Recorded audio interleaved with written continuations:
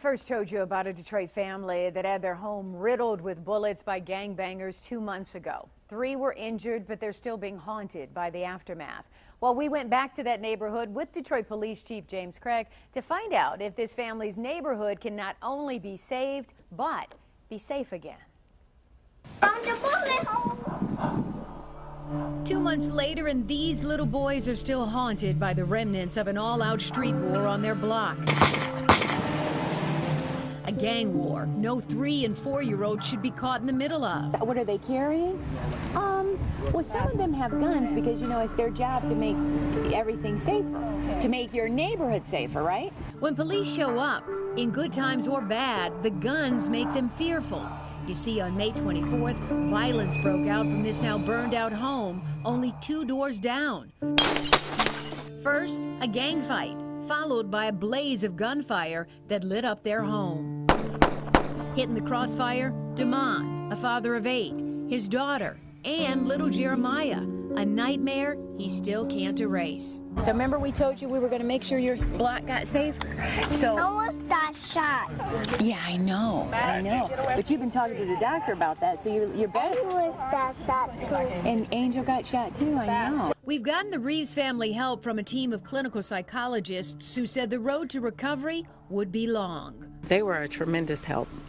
They've opened up new doorways for us that weren't available to us before, so we are really grateful to that. And this week, we asked Detroit's police chief to meet us on their block, and he did in full force. It's not acceptable that we have elderly attacked. It's not acceptable for what happened to you and your child. The chief speaking one-on-one with the Reeves. I appreciate them coming out and seeing how we're doing and what's going on with the situation and how it's progressing. I believe he's trying to help. As I said before, I know it's not his fault that any of this has happened. Then he walked with me down Strathmore. Is this the type of neighborhood you want to save?